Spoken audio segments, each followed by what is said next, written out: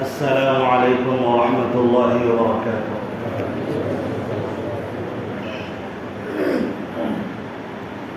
الحمد لله نحمده ونستعينه ونستغفره ونؤمن به ونتوكل عليه ونعوذ بالله من شرور أنفسنا ومن سيئات أعمالنا. من يهده الله فلا مضل له ومن يضلله فلا هادي له. ونشهد أن لا إله إلا الله وحده لا شريك له ونشهد أن سيدنا ومولانا محمدا عبده ورسوله. أما بعد فأعوذ بالله من الشيطان الرجيم. بسم الله الرحمن الرحيم. والمؤمنون والمؤمنات بعضهم أولياء بعض يأمرون بالمعروف وينهون عن المنكر ويقيمون الصلاة ويؤتون الزكاة ويطيعون الله ورسوله أولئك سيرحمهم الله. صدق الله العظيم.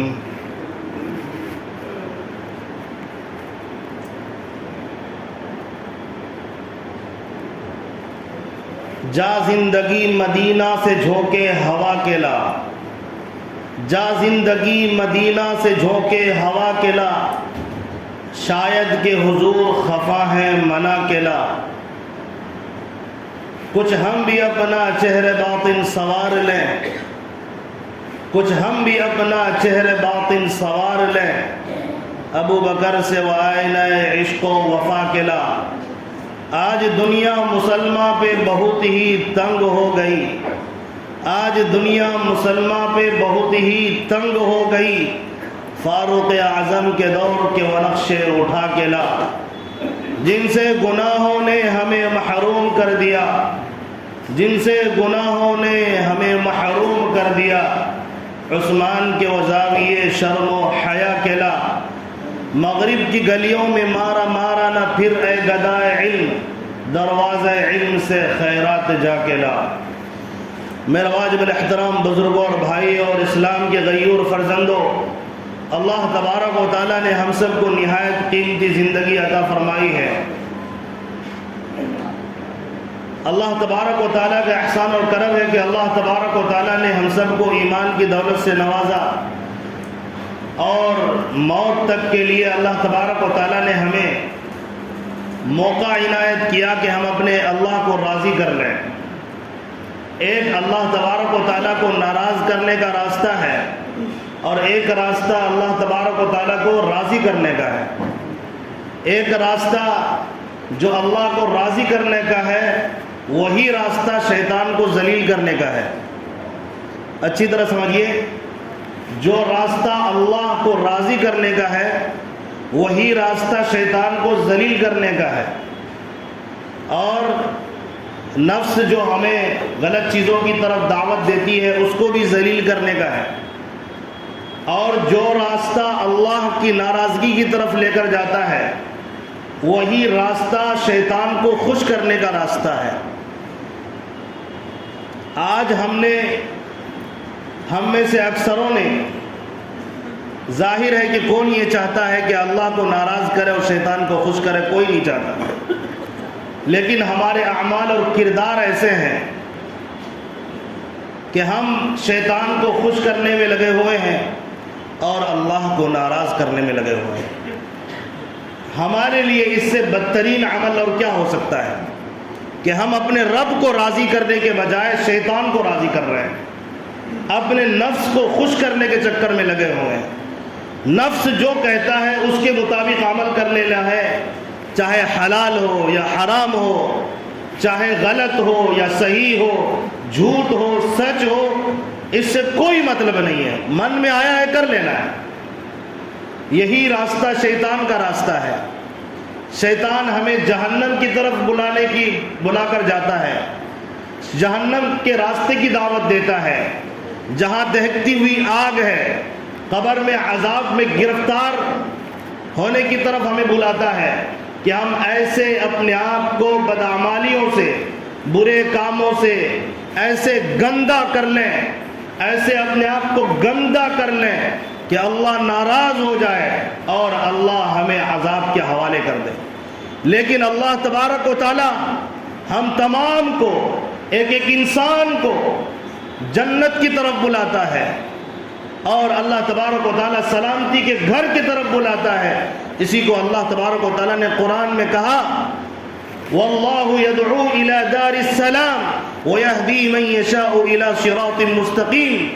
اللہ جس کو چاہتا ہے دعوت دیتا ہے دار السلام کی طرف، سلامتی کا گھر وہ جنت ہے، جنت کی طرف اللہ تبارک و تعالی بلاتا ہے، ہمیں انعام دینے کے لیے، ہمیں نوازنے کے لیے، ہمیں بلند مقام دینے کے لیے کہ اگر ہم دنیا کی خواہشات کو ترک کر دیں، اگر شیطان کا راستہ چھوڑ دیتے ہیں، شیطان کو ذلیل کرتے ہیں اور اللہ کو راضی کرتے ہیں، اللہ تبارک و تعالی ہمیں بلاتا ہے آؤ جنت کا راستہ یہ ہے کہ تم میری مرضی کے مطابق زندگی گزارو، اپنے نفس کو اور شیطان کو خدا نہ بناؤ۔ لیکن آج افسوس سے کہنا پڑتا ہے آج ہمارا خدا نعوذ باللہ من ذالک عملاً ہم شیطان کے گویا کے پابند ہو چکے ہیں، شیطان کے اتباع کرنے والے ہو چکے ہیں۔ ہمارا خدا ہمارا نفس بن گیا ہے، نفس جو چاہتا ہے جیسے چاہتا ہے ویسے کرنے کے لیے ہم ہر ممکن کوشش کرنے کے لیے تیار ہیں۔ ہم اپنے آپ کو دنیا میں دیکھتے ہیں ذلیل ہو رہے تو بھی کوئی فکر نہیں ہے، بس عزت کی تلاش میں ہیں، اللہ اور اس کے رسول کے بارگاہ میں ہم ذلیل ہو جائے ہمیں کوئی فکر نہیں ہے۔ کیا معاملہ ایسا ہی نہیں ہے؟ آج ہم کتنے اللہ کے حکموں کو توڑ رہے ہیں، اس کی وجہ خواہش نفس ہے، اس کی وجہ منمانی ہے، اور اللہ تبارک و تعالیٰ نے دعوت دی ہے لوگوں کو جنت کی طرف، اور جنت کی طرف بلانے کے لیے اپنے پیارے گھر کی طرف اور اپنے دار السلام جنت کی طرف اللہ تبارک و تعالی بلانے کے لیے کم و بیش 1,24,000 انبیاء کرام کو داعی بنا کر بھیجا کہ جائیے آپ لوگوں کو دعوت دیجئے، آپ نذیر بھی ہیں، آپ بشیر بھی ہیں، یعنی لوگوں کو جہنم کے عذاب سے ڈرائیے اور لوگوں کو خوشخبری دیجئے۔ ایک ایمان والے کی بھی پہچان یہی ہوتی ہے، ہم اور آپ حضرت محمد صلی اللہ علیہ وسلم جو آخری نبی ہیں ان کی امت میں پیدا ہوئے ہیں، نبی پاک علیہ السلام کے بعد کوئی نبی نہیں آنے والا۔ ہمارے نبی سے تعلق کی وجہ سے اور نبی پاک علیہ السلام سے محبت کی وجہ سے نبی پاک علیہ السلام کی ذمہ داری کو ہم اپنے سروں پر لے کر ہمیں چلنا پڑے گا۔ صحابہ نے ذمہ داری کو لی، قرآن کو لیا، نبی کی باتوں کو لیا، اور اللہ تبارک و تعالی جو احکامات نازل کرتے رہے قرآن میں اور احادیث میں لوگوں کو سامنے اس کو بیان کرتے رہے، جن چیزوں سے اللہ تبارک و تعالی نے منع کیا، نبی نے منع کیا، صحابہ اس کو لے کر پھیل گئے اور اس کام کو کرنے لگے، اور جہاں جہاں مضبوطی کے ساتھ یہ کام ہوتا رہا، یعنی دعوت و تبلیغ کا کام ہوتا رہا، اللہ تبارک و تعالیٰ نے وہاں کے حالات کو بدل دیا، وہاں معاشرے کے اندر پاکیزگی آ گئی ہے۔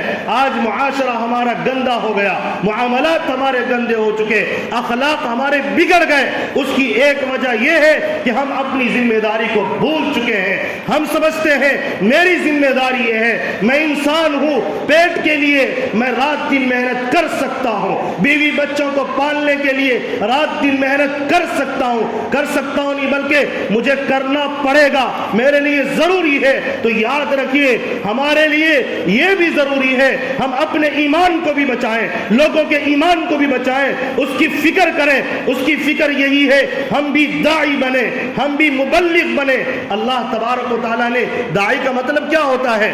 داعی کا مطلب یہی ہے قرآن کی بات کو دوسروں تک پہنچانے والے بنے، نبی کی بات کو دوسروں تک پہنچانے والے بنے۔ مبلغ کا مطلب بھی یہی ہے، نبی پاک علیہ السلام نے فرمایا اے مجھے ماننے والو جس کا مجھ پر ایمان ہے، جو مجھے اللہ کا نبی مانتے ہو، بلغوا عنی ولو آیا، اگر قرآن پاک کی ایک آیت بھی تیرے پاس موجود ہے، میری باتوں میں کوئی ایک بات بھی تیرے پاس موجود ہے، وہ دنیا کے لوگوں تک پہنچا دے۔ نبی پاک علیہ الصلوۃ والسلام نے حجۃ الوداع کے موقع پر بھی تمام صحابہ کرام کو فرمایا تھا، کیا میں نے دین پہنچا دیا؟ کیا میں نے رسالت کا حق ادا کر دیا؟ سارے صحابہ نے ایک آواز ہو کر کہا، کیوں نہیں اے اللہ کے رسول، آپ نے پہنچا دیا۔ نبی پاک علیہ الصلوۃ والسلام نے فرمایا، تو یا اگر یہی بات ہے تو تم جاؤ، مکہ کو چھوڑنا گوارا کرو، مدینہ کو چھوڑنا گوارا کرو، جاؤ، جو یہاں حاضر ہے وہ غائب تک میری باتوں کو پہنچا دو، قرآن کو پہنچا دو، حدیث کو پہنچا دو۔ یہ امت مسلمہ کی بہت بڑی ذمہ داری تھی، وہ قرآن کی مصروفیت میں لگتے، وہ حدیث کی مصروفیت میں لگتے، اس کو ایک ایک امت کی فرد تک پہنچا دیتے، مردوں تک پہنچاتے، عورتوں تک پہنچاتے۔ اللہ تبارک و تعالیٰ قرآن میں یہی کہہ رہا ہے، وَلْتَكُمْ مِنْكُمْ أُمَّةٌ يَدْعُونَ إِلَى الْخَيْرِ وَيَأْمُرُونَ بِالْمَعْرُوفِ وَيَنْهَوْنَ عَنِ الْمُنْكَرِ، اے لوگوں، تم میں ایک ایسی جماعت کا ہونا ہر حال میں ضروری ہے جو لوگوں کو بھلائی کی دعوت دے اور برائی سے روکے، اور یہ ایسے لوگ ہیں جن کو اللہ تبارک و تعالیٰ نے کامیاب کہا ہے، یہ ہر حال میں کامیاب ہو چکے ہیں، کامیابی کا پروانہ مل چکا ہے۔ آج مدارس میں یہی کام ہو رہا ہے، الحمدللہ، مدارس کے اندر، مکاتب کے اندر، مساجد کے اندر یہ کام جاری ہے، لیکن دیکھے تو صحیح، یہ کام کرنے کے لیے چند لوگ منتخب ہیں، گویا اس کو چند لوگ ہی کرنے ہیں، باقی لوگ بالکل آزاد ہو چکے ہیں۔ تو ہمیں معلوم ہونا چاہیے، جماعت کی شکل میں نہ صحیح، لیکن اپنی ذمہ داری پر ایک ایک تنہا آدمی کے لیے ضروری ہے کہ وہ اس کام کو کرنا شروع کرے۔ اگر یہ کام کرتے ہیں، ہم خود بھی برائی سے بچتے ہیں، دوسروں کو بھی برائی سے بچاتے ہیں، اور خود بھی نیک عمل کرنے والے بنیں گے، دوسروں کو بھی نیک عمل کی دعوت ملے گی۔ یہ ذمہ داری کو سمجھنا ضروری ہے۔ اگر یہ ذمہ داری نہیں سمجھتے تو ہم کس منہ سے کہتے ہیں کہ نبی پاک علیہ الصلوۃ والسلام نے جو دین پہنچایا، اس دین کو ماننے والے بھی ہیں، اس دین کو دوسروں تک پہنچانا بھی ہمارا فریضہ ہے، ہمارا حق ہے، ہم کس منہ سے کہتے ہیں؟ اور اللہ تبارک و تعالی ہم سب کی حفاظت فرمائے۔ چند لوگ ایسے بھی ہیں آج دنیا کے اندر جو یہ کام تو کر رہے ہیں، مدارس میں نہیں ہے وہ، اور وہ مسجد کے اندر بھی نہیں ہے، الحمدللہ وہ کر رہے ہیں تبلیغی جماعت کی شکل میں۔ تبلیغی جماعت کی شکل میں اللہ تبارک و تعالیٰ نے ایک جماعت پیدا کر دی جو دنیا کے چپے چپے میں جا کر لا الہ الا اللہ محمد الرسول اللہ اور اس کے صفات کی، اس کے تقاضے کی دعوت کو لے کر کھڑے ہیں۔ لیکن دیکھے تو صحیح مسجد کے اندر اگر 100 نمازی ہیں تو 10 لوگ ہی اس کام کو کر رہے ہیں۔ یہ نماز پڑھنے والے بھی صرف 5% لوگ ہیں۔ 1000 آدمی میں سے کتنے لوگ نماز پڑھتے ہیں؟ غور کریں، اس میں سے بھی اگر 10% لوگ، 5% لوگ اس کام کو کریں گے تو سارے کہاں جائیں گے؟ لوگوں کو اعتراض ہو رہا ہے، لوگوں نے اعتراض کرنا شروع کر دیا۔ بھائی آپ اعتراض کیوں کرتے ہیں؟ اگر آپ کو جماعت میں نہیں جانا نہ جائیں، لیکن کام تو کریں، کام جو نبی نے کیا، جو صحابہ نے کیا۔ آپ کو اعتراض کرنے والے ہم کون ہوتے ہیں؟ ہمیں حق نہیں پہنچتا، بلکہ یہ غلط ہے اور سراسر غلط ہے، بلکہ جو یہ کام کر رہا ہے ہم اس کو دیکھنا چھوڑ دیں، وہ جو کام کر رہا ہے اس کو دیکھیں۔ یہ کام کیا کر رہا ہے؟ یہ کہتے ہیں کہ نماز پڑھو، یہ کہتے ہیں ایمان کو مضبوط کرو، یہ کہتے ہیں علم حاصل کرو، یہ کہتے ہیں ذکر کرنا شروع کرو، یہ کہتے ہیں مسلمانوں کا اکرام کرو، یہ کہتے ہیں یہ سارے کام اخلاص نیت کے ساتھ کرو، یہ کہتے ہیں دعوت و تبلیغ کا کام کرو۔ اس کے اندر برائی کون سی ہے؟ اگر کوئی برا سمجھتا ہے وہ اپنے ایمان کی خیر لے۔ یہ تو قرآن کی بات کرتے ہیں، یہ تو حدیث کی بات کرتے ہیں۔ اگر وہ غلط کرتے ہیں تو ان کے غلط کے اوپر چھوڑ دیجئے، ان کے حال پر آپ تو کیجئے۔ آپ کیوں نہیں کرتے؟ سچ اور حق آپ کو کرنا چاہیے نا۔ آپ اس کی غلطی کو تو دیکھتے ہیں، لیکن وہ جو کر رہے ہیں اس کام کو نہیں دیکھتے۔ میرے دوستو بزرگوں، آج ہم نے جو کام منافقوں کی ذمہ داری تھی، وہ منافقوں کی ذمہ داری ہم نے شروع کر دی، اور جو کام مومنوں نے کرنا تھا وہ مومنوں نے چھوڑ دیا ہے۔ میرے دوستوں بزرگوں، اس کا نتیجہ کیا ہوا ہے وہ ہمارے سامنے موجود ہے۔ روزانہ ارتداد کی خبریں آ رہی ہیں۔ ایک عورت کا، ایک مسلم بہن کا یا بیٹی کا کسی غیر کے ساتھ ماں باپ کو چھوڑ کر چلا جانا، بتائیے یہ امت مسلمہ کے ناک کو نیچے کرنے والی بات ہے کہ نہیں؟ امت مسلمہ کے لیے ذلت کی بات ہے کہ نہیں؟ اگر ایمان موجود ہے ہماری روحیں کیوں کانپتی نہیں ہیں؟ ہم کیوں کھڑے ہیں؟ کیا ہم اس انتظار میں کھڑے ہیں ہمارے گھر کے اندر بھی یہ حادثہ پیش ہوگا تب میں تل ملاؤں گا، تب میں الٹا لٹکوں گا؟ ابھی میرا وقت نہیں آیا؟ کیا معاشرے کے اندر اگر کوئی لڑکی یہ کام کرتی ہے، اب اس سے بڑی ذلت کی کیا بات ہو سکتی ہے؟ اسی ایک ہفتے کی بات ہے۔ لوگوں اپنے عقلوں کو کھولیے، اپنے سینوں کو کھولیے، اپنے دماغوں کو کھولیے، بدھو بننا بند کیجئے۔ کل ایک اس ہفتے کا واقعہ ہے، ایک اسی پٹنہ شہر کا واقعہ ہے، ایک قریب میں اس سے پہلے کہیں امامت کرتا تھا، میں نام نہیں لینا چاہوں گا، وہاں کا واقعہ ہے۔ دل پھٹ جاتا ہے دیکھ کر ہماری عورتیں کہاں جا رہی ہیں۔ ایک مسلم عورت کسی غیر کے ساتھ پوجا کرنے کے لیے گئی ہوئی تھی، واپسی میں دیکھا لڑکوں نے روکا ہے۔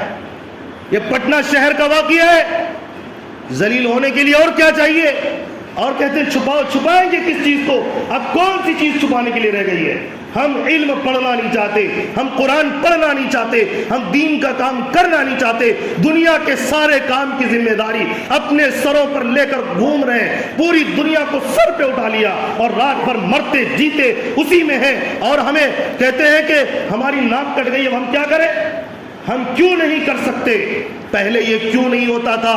یہ جو اتنے سارے واقعات پیش آ رہے ہیں، ایک واقعہ تو اسی ہفتے کی بات کر رہا ہوں میں، تازہ واقعہ، روزانہ واقعہ، یہ قریبی ہے اس لیے میں بیان کر رہا ہوں، قریبی کا واقعہ ہے۔ ایک غیر کے ساتھ ایک مسلم عورت فوٹو کھنچواتی ہے بے لباس ہو کر، اور فیس بک پر وائرل ہو جاتا ہے۔ یہ معتبر ذرائع سے خبر مجھ تک پہنچی ہے، اور اللہ کی قسم یہ صحیح بات ہے۔ آج پورے وہ گاؤں والے نیچے ان کا سر جھک گیا ہے، وہ تڑپ رہے ہیں کہ یہ کیا ہو گیا، لیکن اب اس کی دوا کیا ہے وہ تلاش کرنا چھوڑ دیے۔ اس لیے آج میرا ارادہ ہوا کہ میں آپ کو سمجھاؤں، آپ مومنوں والا کام کرنا شروع کریں، منافقوں والا کام کرنا چھوڑ دیں۔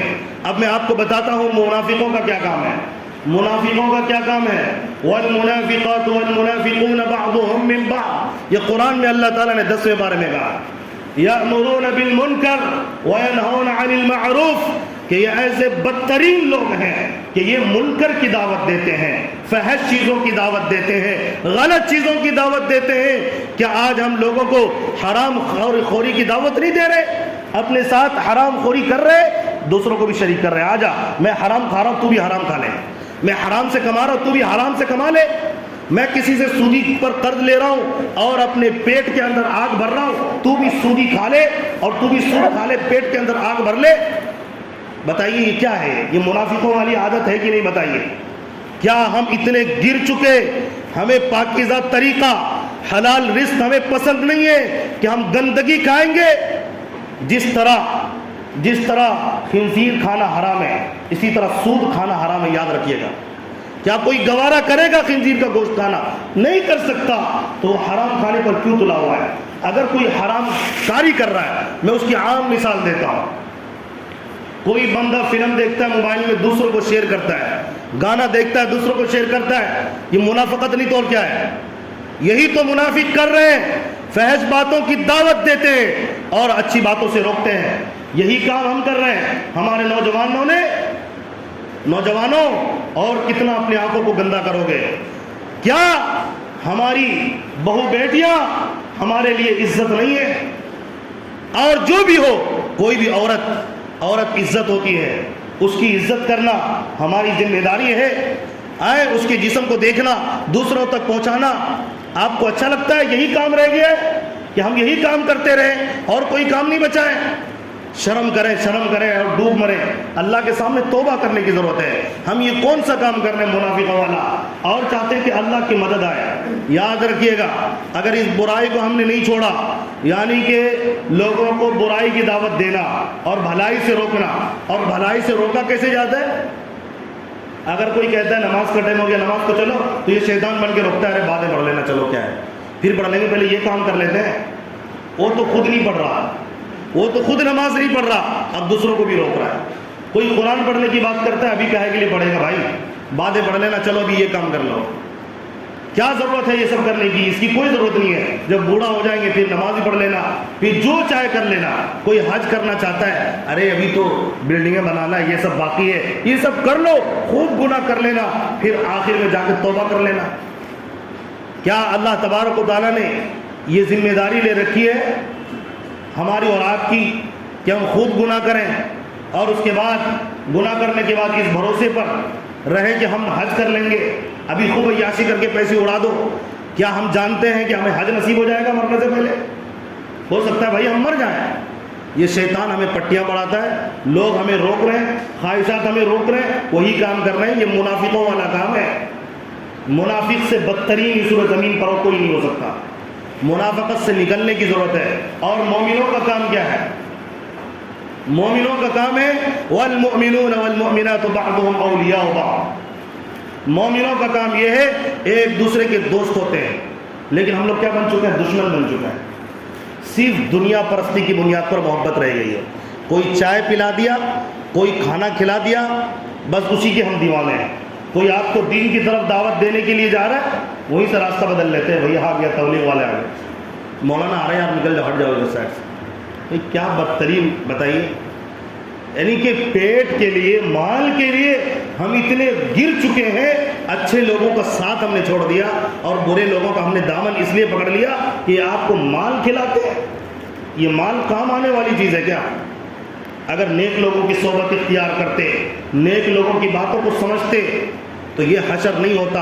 ایمان والے ایمان کی بنیاد پر محبت رکھتے ہیں. یہاں تو آپ لوگ کہیں گے مولانا یہاں تو گھروں کے اندر محبت نہیں, دشمنیاں آ گئی ہیں. آپ عام لوگوں کی بات کرتے ہیں, وہاں کون سی محبت آئے گی؟ اگر ایمان والے ہیں تو ایمان کی بنیاد پر محبت کیجئے. اگر ایمان آپ کے اندر سے نکل گیا ہے تو بس اللہ سے دعائیں کی جا سکتی ہے, اللہ آپ کو ہدایت دے دے. یأمرون بالمعروف وینہون عن المنکر. یہ کام یہ کرتے ہیں مومنین کہ اچھائی کا حکم کرتے ہیں, برائی سے روکتے ہیں. یہ کہتے ہیں کہ میں ہی نہیں کر رہا تو میں دوسروں کو کیوں کروں؟ بھائی آپ نہیں کر رہے, دعوت دینا شروع کیجئے, آپ کو اللہ توفیق دے دے گا.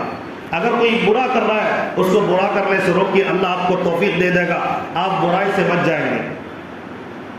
اور دیکھیے کبھی کبھی اچھے شکل میں بھی آدمی کو روکتا ہے. 1-2 منٹ میں بات مکمل کر لیتا ہوں. تبلیغی جماعت کے احباب قابل مبارکباد ہیں, لیکن اللہ کے لیے آپ جماعت کے کام کرتے ہیں. آپ اپنے آپ کو فرشتہ کہنا چھوڑ دیں. فرشتہ مطلب کہنا نہیں, فرشتہ سمجھنا چھوڑ دیجئے. اگر کوئی عالم آپ کو بتاتا ہے تبلیغی جماعت کے اندر یہ غلط ہے, تو اللہ کے لیے اس کو غلط سمجھیے. جب قرآن پیش کر دے, حدیث پیش کر دے, آپ اس چکر میں مت پڑیے میرے امیر کا حکم ہے. امیر کا حکم کیا قرآن اور حدیث سے بڑھ جائے گا؟ مجھے رونا آتا ہے, ایسی فضا قائم ہو گئی ہے. آپ اچھے کام کر رہے ہو, ہر کام اچھا کیجیے. آپ غلط کیوں کرتے ہیں؟ میں رمضان سے پہلے علی نگر میں ہوں.